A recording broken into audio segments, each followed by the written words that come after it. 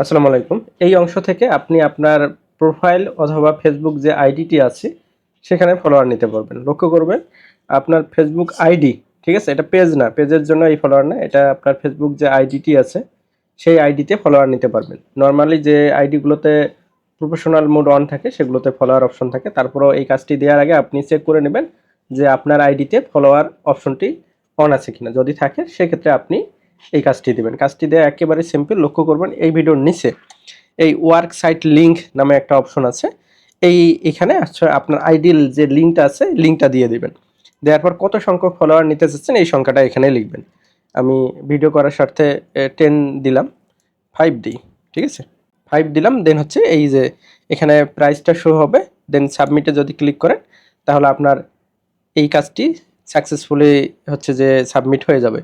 লক্ষ্য করুন নিচে একটা নোটিশ দেওয়া আছে, 8 দিনের ভিতরে এই কাজটি অ্যাকসেপ্ট অথবা রিজেক্ট করে নিতে হবে। কয়েক ঘন্টা পর এসে অথবা 30 মিনিট পর এসেও এই কাজটি অ্যাকসেপ্ট করতে পারেন, অথবা 10 মিনিট পরেও এই কাজটি অ্যাকসেপ্ট করে নিতে পারবেন অথবা রিজেক্ট করতে পারবেন। যদি এই কাজটি রিজেক্ট অথবা অ্যাকসেপ্ট করতে আপনি 8 দিনের বেশি সময় অতিবাহিত করেন সেক্ষেত্রে আপনার কাজটি মানে যতগুলান কাজ জমা দিবে পেন্ডিং থাকবে সব অটো অ্যাপ্রুভ হয়ে যাবে। এর জন্য সাবধান থাকবেন। আর এই কাজটি কোথা থেকে দেখবেন? এই যে ডানে ক্লিক করলে এখান থেকে দেখতে পারবেন, অথবা আপনি যদি জব পোস্টে ক্লিক করেন দেন view the job you posted এই অপশনে ক্লিক করেন তাহলে প্রথম অপশনে এই কাজটি দেখতে পারবেন। লক্ষ্য করুন এই যে এই কাজটি দেখা যাচ্ছে এখানে। এখানে নিচেরটায় লক্ষ্য করবেন এখানে 8 লেখা। যখন আপনি এখানে কেউ কাজ জমা দিবে এখানে ওই সংখ্যাটা লেখা থাকবে এবং সাবমিশন সংখ্যা লেখা থাকবে। ওইটা থেকে নিশ্চিত হবেন।